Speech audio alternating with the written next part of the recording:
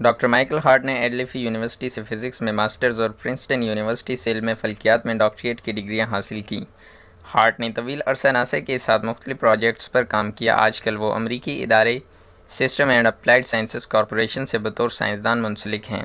اس کے علاوہ وہ امریکن ایسٹرونامیکل سوسائٹی کے رکن اور غیر زمینی مخلوقات کا خانے کے مدیر ہیں۔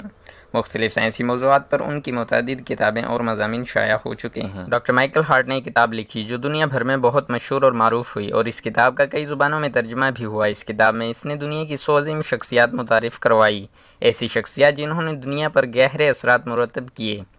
ڈاکٹر مائیکل ہارٹ نے اپنی اس کتاب کی 100 عظیم شخصیات میں ہمارے پیارے نبی حضرت محمد صلی اللہ علیہ وسلم کو پہلے نمبر پر رکھا۔ حالانکہ ڈاکٹر صاحب نے اس کتاب میں حضرت عیسیٰ علیہ السلام کو بھی شامل کیا، پر پہلے نمبر پر ہمارے پیارے نبی صلی اللہ علیہ وسلم کو جگہ دی، اور اپنے مضبوط دلائل کی روشنی میں ثابت کیا کہ ان 100 عظیم شخصیات میں اول نمبر پر نبی کے علاوہ کوئی اہل نہیں ہے۔ ڈاکٹر مائیکل ہارٹ نے لکھا، ممکن ہے کہ انتہائی متاثر کن شخصیات کی فہرست میں حضرت محمد صلی اللہ علیہ وسلم کا شمار سب سے پہلے کرنے پر چند احباب کو حیرت ہو اور کچھ معترض بھی ہوں، لیکن یہ واحد تاریخی ہستی ہے جو مذہبی اور دنیاوی دونوں محاذوں پر برابر طور پر کامیاب رہی۔ حضرت محمد صلی اللہ علیہ وسلم نہ صرف اسلام کے الہیات کی تشکیل میں فعال تھے، بلکہ اس کے بنیادی اخلاقی ضوابط بھی بیان کیے۔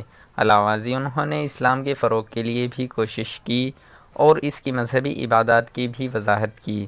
عیسیٰ مسیح کے برعکس حضرت محمد صلی اللہ علیہ وسلم نہ صرف ایک کامیاب دنیا دار تھے بلکہ ایک مذہبی رہنما بھی تھے۔ فی الحقیقت وہی عرب فتوحات کے پس پشت موجود اصل طاقت تھے۔ اس اعتبار سے وہ تمام انسانی تاریخ میں سب سے زیادہ متاثر کن سیاسی قائد ثابت ہوتے ہیں۔ بہت سے اہم تاریخی واقعات کے متعلق کہا جا سکتا ہے کہ وہ ناگزیر تھے۔ اگر ان کی رہنمائی کرنے والا کوئی خاص سیاسی قائد نہ بھی ہوتا، وہ وقوع پذیر ہو کر ہی رہتے۔ مثال کے طور پر اگر سائمن بولیور کبھی پیدا نہ ہوتا، پھر بھی شمالی امریکی کالونیاں اسپین سے آزادی حاصل کر ہی لیتی۔ لیکن عرب فتوحات کے بارے میں ایسا نہیں کہا جا سکتا۔ حضرت محمد صلی اللہ علیہ وسلم سے پہلے ایسی کوئی مثال موجود نہیں ہے۔ اس امر پر اعتبار کرنے میں ہچکچاہٹ کی کوئی وجہ نہیں ہے کہ پیغمبر کے بغیر یہ فتوحات ممکن نہیں تھی۔ تاریخ انسانی میں ان سے مماثل ایک مثال 13ویں صدی عیسوی میں ہونے والی منگولوں کی فتوحات ہیں، جو بنیادی طور پر چنگیز خان کے زیر اثر ہوئیں۔ یہ فتوحات عربوں سے کہیں زیادہ وسیع و عریض ہونے کے باوجود ہرگز پائیدار نہیں تھیں۔ آج منگولوں کے قبضے میں صرف وہی علاقے باقی رہ گئے ہیں جو چنگیز خان کے دور میں ان کے تسلط میں تھے۔ عرب فتوحات کا معاملہ اس سے بہت مختلف ہے۔ عرب سے مراکش تک عرب اقوام کی ایک زنجیر پھیلی ہوئی ہے۔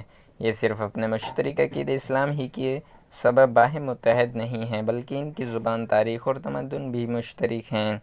قرآن نے مسلم تہذیب میں مرکزیت پیدا کی ہے، اور یہ حقیقت بھی ہے کہ اسے عربی میں لکھا گیا ہے۔